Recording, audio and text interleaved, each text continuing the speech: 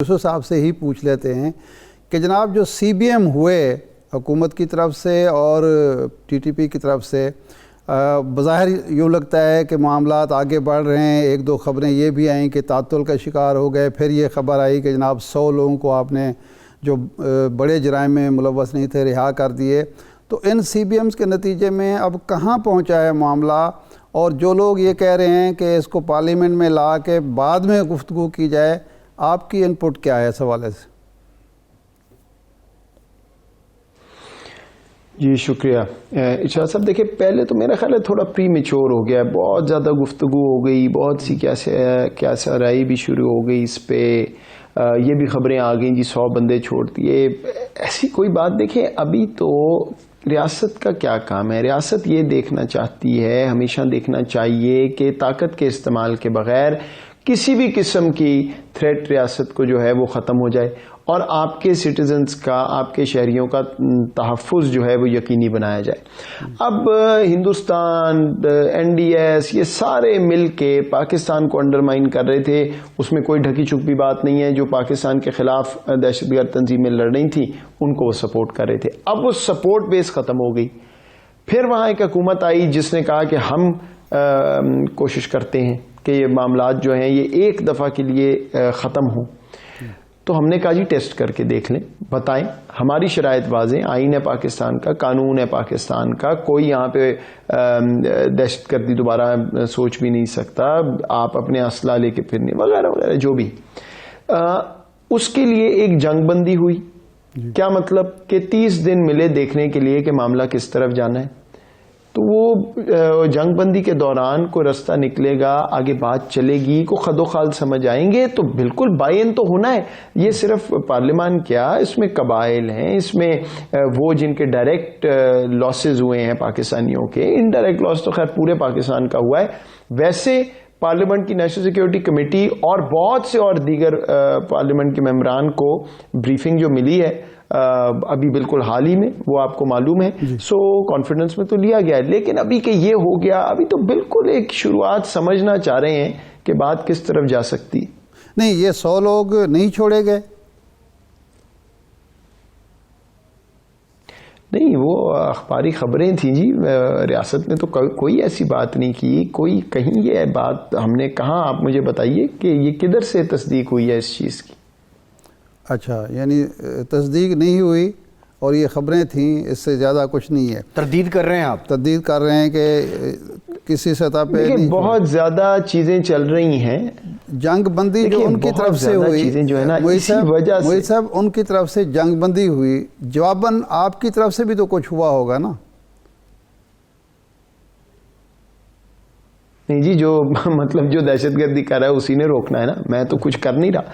मैं तो अपने आप को बेसिकली इस नई सिचुएशन में देख रहा हूं जहां मैं ये कह रहा हूं कि अगर कोई पाकिस्तानी रास्ते से भटक भी गए तो विद इन द कॉन्स्टिट्यूशन और लॉ क्या तरीका है कि मुझे ताकत का इस्तेमाल भी ना करूं, अपने शहरी भी महफूज हों, उसको टेस्टिंग द वाटर्स वाला मामला है। बाकी इस पे बहुत सी बात है, कभी रिलीज की, कभी कुछ। अगर मैं हाँ कर दूं तो बात पक्की हो गई, ना कर दूं तो तरदीद हो गई।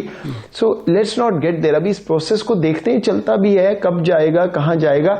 इसीलिए ये जब कैसे शुरू हो जाती है तो फिर एवरीबडी पुल्स बैक कि जी बात नहीं करनी चाहिए, पार्लियामेंट ये कह रहा है, फलां ये कह रहा है। तो we have to be a bit careful. अभी देखिए, रियासत के पास जो टूल्स होते हैं कई दफ़ा वो पब्लिकली इस्तेमाल होते हैं, कई दफ़ा प्राइवेटली होते हैं, कई दफ़ा नई टूल इस्तेमाल करती रियासत, लेकिन कह दिया जाता है कि आप कर रहे हैं, कि ये हो गया, आपने फलां कर दिया, बंदे छोड़ दिए। सवालात, ये प्रोसेस चलता रहता है। ये सवालात मोहित साहब इसलिए उठ रहे हैं कि माजी में सवाद का मुआहदा हुआ, असरारोगा का मुआहदा हुआ, शक़ई का मुआहदा हुआ।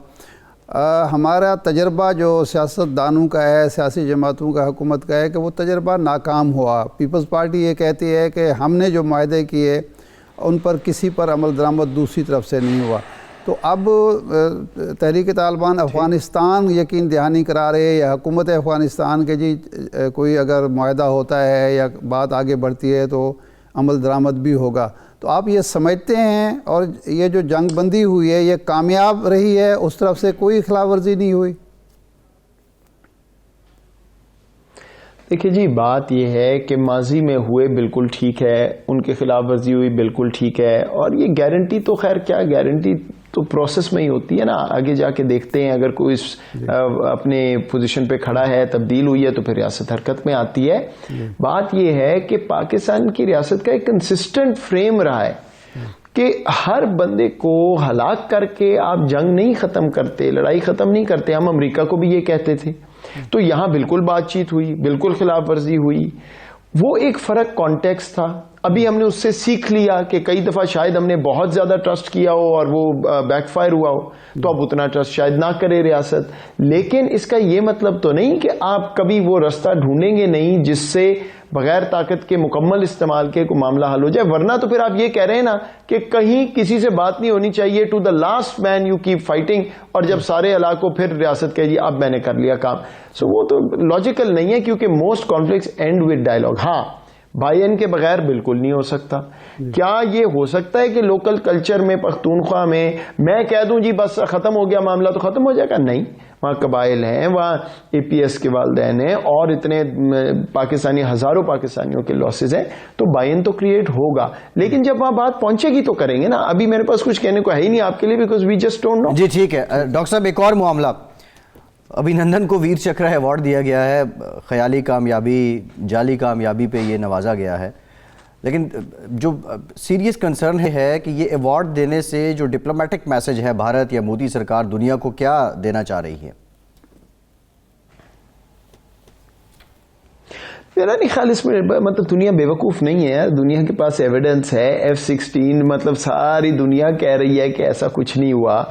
बेसिकली अपना मजाक उड़वाने वाली बात है दुनिया में, तो so nobody will take this seriously. Actually जो ज्यादा संजीदा बात है वो ये है कि ये आपको character of the current government और स्टेट ऑफ इंडिया बताता है कि आप अपने 1.5 बिलियन अवाम को, या लगभग 1.5 बिलियन जितने भी वहां अब पॉपुलेशन है, आपने ये आर्ट परफेक्ट कर लिया एज द गवर्नमेंट कि आप मुकम्मल सिरे से झूठ बोलेंगे, मन गढ़ंत बात करेंगे, उस पे एक ढोंग रचाएंगे और आपको वहां पे सपोर्ट मिल जाएगी।